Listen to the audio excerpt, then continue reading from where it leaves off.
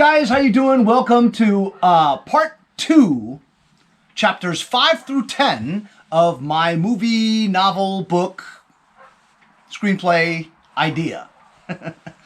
Happy New Year, by the way, to everybody, and I'm just going to get right into it. The last time we left off, Michelle Obama and Donald Trump were having their final presidential debate. They were interrupted by breaking news of two aircraft colliding with each other. A Chinese fighter jet, fighter bomber, and a Taiwanese F-16 collided in midair. So things were getting hairy, right? That's where we left off. We were worried that gas prices were going to go up because of this conflict, and that we weren't going to be able to get any fuel, diesel fuel, for the ferry. So here we go, chapter 5. I'm just going to read it to you. In the weeks to come, we were all busy acquiring the final equipment for our journey. According to reports on the news, a Russian invasion of Ukraine was imminent. Here we all thought that the conflict would be with China, but a new player in the game was not anticipated, but it does not change the plan. It actually reinforces what we were doing. We purchased 5 home heating fueling oil trucks with the tanker trailers that are pulled behind it, that could hold up to 16,000 gallons per truck and trailer. It should get us well beyond Cuba. We worked out a bulk diesel contract with a local oil company that Andy worked out, as he knew a guy whose parents owned a few of those gas stations in New Jersey, right outside the Holland Tunnel. You guys know what I'm talking about, because gas is always cheaper in New Jersey than New York. So when people are leaving the Holland Tunnel, fill it up. We sent a bunch of guys who had CDLs, commercial driver's licenses, to go to New Jersey to pick up the fuel. I won an auction on govplanet.com. That's not a shout out. It's just where you buy used Humvees. For a couple of U.S. Marine demilitarized Humvees. Because you can't buy military Humvees from the military unless they're demilitarized. Then you got to make them street legal, like put turn signals on them, brake lights, all that other crap. So the Humvees were from Georgia, because there's a Marine base down there, and sent a bunch of guys to go pick it up. It'll take about 2 weeks for the expedited paperwork to clear. We weren't ready to leave anyhow. We abandoned my idea of the Abrams tank because the regulations and paperwork involved with acquiring a tank from the government was insane. So forget about it. Probably wouldn't work anyway. Arrested! 2 of our guys were transporting some of our supplies from the warehouse to the ferry in a box truck. They were pulled over by the New York State Troopers on the Northern State Parkway. Here in New York, commercial trucks aren't allowed on parkways due to the low height of the overpasses. Unfortunately, they were both arrested for finding multiple firearms and ammunition in the cargo area. So we sent our cousin Miles, who's a corporate attorney, to bail them out.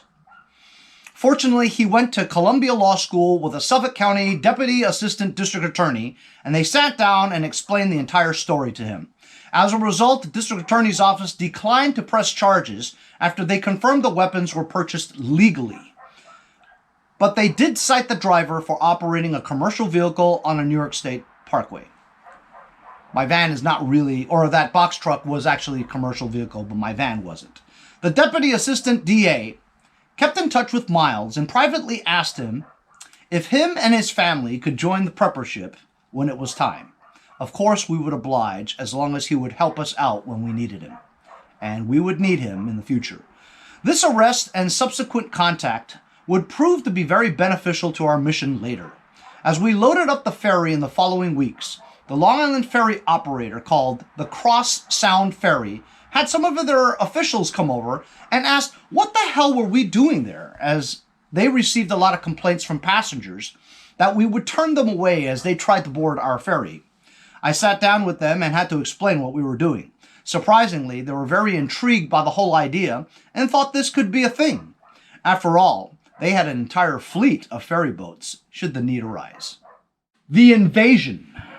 During the early hours of November 20th, 2024, Election Day in America, Russia invaded the Ukraine. Over 125,000 Russian troops crossed the border of Ukraine and the already occupied Crimea sector with little resistance. The Ukrainian military had no chance and basically surrendered. The Biden administration and NATO immediately condemned the invasion and reiterated massive sanctions for their actions. In early exit polls, we know how accurate these polls are. Former President Trump trailed by over 8 points. The early assessment of those numbers were attributed to his lack of diplomacy and dialogue reasoning with foreign nations in the past. Even the Trumpers were worried that a hothead was not what this country needed moving forward, no matter how much they liked him. After all, he couldn't even beat the 80-year-old Biden in 2020. It was apparent that our next president was going to be an African-American woman. The United States and NATO immediately sent out our Atlantic and Pacific Navy fleet to the region and deployed jets and fighter bombers to Aviano, Italy, and Turkey as a show of force. The typical plan was to make sure the media had plenty of material to show American troops loaded onto dozens of C-17 transports headed to the European arena to quell any further aggression from Russia. Invasion Part 2. 8 days later, China invades Taiwan in a similar fashion as 25,000 Chinese troops landed on the beaches and ports of Taiwan from every direction, virtually surrounding the island with its Navy. Air support grounded the Taiwan Air Force with a 1-to-10 ratio. The island was taken in 2 hours. The United States condemned the invasion. Condemning the invasions of Ukraine and Taiwan did little to intimidate the two superpowers to withdraw. There was little they could do because it would involve further escalation. Was the U.S. ready to go to war with Russia and China? Was it in our interest to risk an all-out World War III over an insignificant Ukraine and Taiwan? Would it be prudent to tread lightly? Would the American people support a war that wasn't important to America? This was a question that needed to be answered before the transition of power took place in the new year. Preppership was ready, though. It's mid-December now, and little has been done besides back-and-forth dialogue. Russia and China have fully occupied their easy conquests and have reinforced their forces in the region. As the Russian and Chinese flags fly in Ukraine and Taiwan respectively, little progress has been achieved in reversing the status. This action has proven that Russia and China are certainly not countries like Iraq, Libya, Syria, or Afghanistan. There is fear in military confrontation with nuclear superpowers. The world has seen now that America is scared, and rightly so. We played their bluff, and we flinched. The consensus was that America took the Ukraine invasion more seriously because it put our European allies in danger. We had a commitment to our NATO allies and much less to Taiwan. Honestly, who gives a shit if a small island near China was absorbed? Japan didn't magically move away from several thousand miles away. It's always been a stone throws away from China's shores and was never in any danger from China. For now, the U.S. concentrated in the bigger conflict in Eastern Europe and seemingly conceded the Chinese invasion. Japan, South Korea, and of course Taiwan were pissed, but we had our hands full. We had a transition of power in our midst and so much on our plate, which was a strategic maneuver Russia and China took for military success. We knew they were coming and knew we would do nothing to stop them. Our weakness was our political division in our country that the world is well aware of. As Michelle Obama was sworn in as in the new year, dialogue continued, but little progress was made to reverse the invasions. Things had calmed down a bit, and we were taking in Ukrainian and Taiwanese refugees and their officials that escaped the invasions. For the time being, Preppership remained docked. The NATO countries were upset at the United States' inaction to the situation, and understandably so, as several NATO countries bordered the Ukraine. Germany is separated only by Poland, and Europe was getting the Cold War jitters in case Russia decided they were next on the list to annex.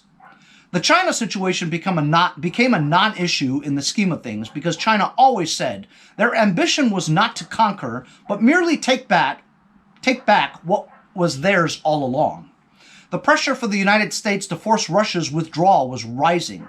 Given the large populations of Polish, German, French, English, Italian, and Slavic populations in America, the pressure was on for us to do something.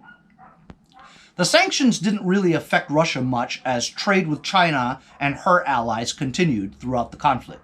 The friendship and cooperation between Russia and China became stronger. The incident. On February 3rd, a couple of MiG-29s buzzed the USS Harry S. Truman nuclear-powered aircraft carrier of the 6th Fleet, assigned to the European Africa arena. This was not unusual in itself, as Russians have been testing us forever. But this time, one of the MiGs was so close to the carrier that it triggered the Phalanx CIWS anti-aircraft guns to fire, as it was inadvertently activated and armed. The Gatling gun-style automated guns blasted the MiG from the sky as its partner returned to base alone. This was going to escalate things immediately. A few hours later, 50 warships of the Russian Navy merged into the same ocean space occupied by the United States 6th Fleet in international waters. Fighter aircraft from both sides' respective aircraft carrier groups were buzzing each other regularly, testing each other and waiting for who fires the first shot. There's always an overzealous ship captain that will try and sideswipe or ram their ship to achieve a response. The type that starts a war. That's exactly what happened. 2 days after the MiG splash, a U.S. frigate collided with a Russian submarine that got too close and caused the submarine to surface an abandoned ship.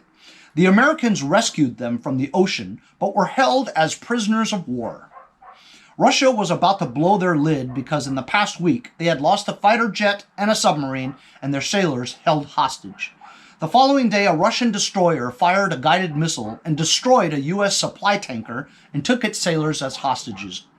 The war was about to get real. The official declaration of war.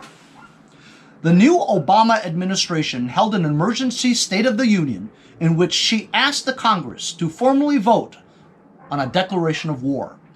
In the following days, the House of Representatives and the Senate debated on the declaration and set a date to vote. It was not an overwhelming vote either way.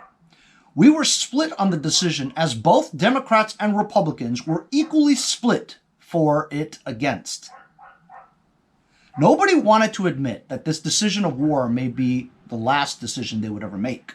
The vote passed the House by 8% and passed the Senate by 3% in the affirmative. The United States was officially at war with Russia.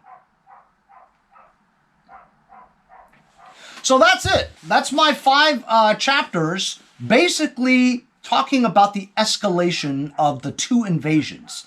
The 2 invasions happened strategically from China and Russia because they knew that during a transition of power, during an election with a divisive country such as ours at this time, it was to their advantage that while we had our pants down, messing with our elections and political parties, we weren't really paying attention to what was going on. While we knew Russia was ready to invade Ukraine, why do we care so much about that? You know what I mean? And as for Taiwan, that's just diplomatic propaganda when the United States would say we would protect Taiwan no matter what happened. Well, when China invades Taiwan, thinking that island is really theirs from a long time ago, which in my opinion it is, it didn't belong to America, didn't belong to anybody but China, you know what I mean? So they're just reclaiming the island back. I'm going to get a lot of flack for that because Taiwanese people don't believe they're Chinese. They believe that they're a separate entity, you know? That's always what they've believed. That's just from the information that I've gotten growing up in a Chinese household, you know? As for Russia, Russia feels the same way. Remember, all the former Soviet Union nations that are now independent used to belong to Russia. They just declared independence and they said, okay. But, you know, over time, Russia decides that, you know what? We want it back, you know? So, honestly, and this is my opinion, which is what I'm writing here. It's all my opinion. The United States really has no business messing with Russia and China over their property, you know, from a long time ago.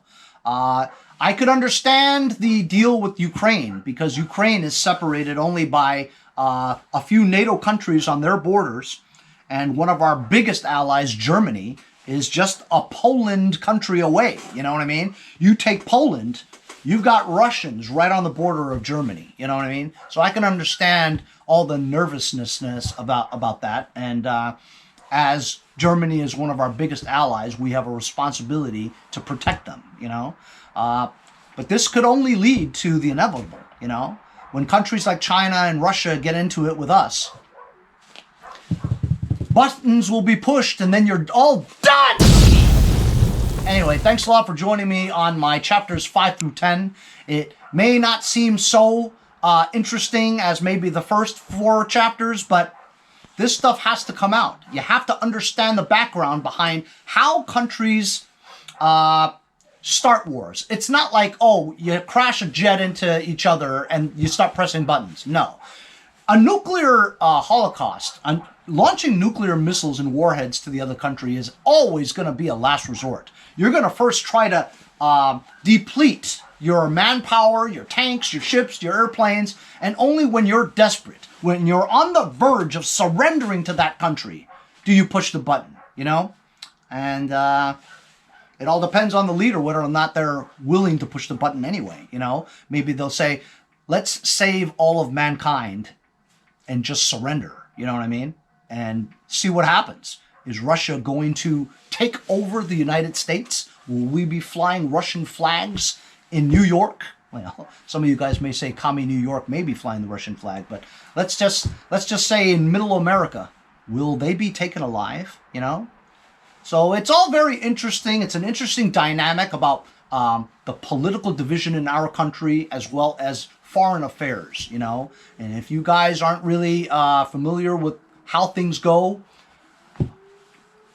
I grew up with this stuff, so I know all about that stuff. And it's very interesting to me, and it's real world stuff. I don't know if our current situation is going to lead to that, but if it does, I'm ready to get on a ferry ship and get the hell out of Dodge, you know what I mean? Anyway, thanks a lot for joining me on today's Preppership Part 2 video, and hope you guys enjoyed it, and I look forward to some comments. Remember, it's just all fiction, okay? Don't yell at me, it's just a story. But nevertheless, part 3 of the video is going to be much more interesting because we actually leave on the ship, you know? Anyway, we'll see you guys next time on Mowers and Blowers.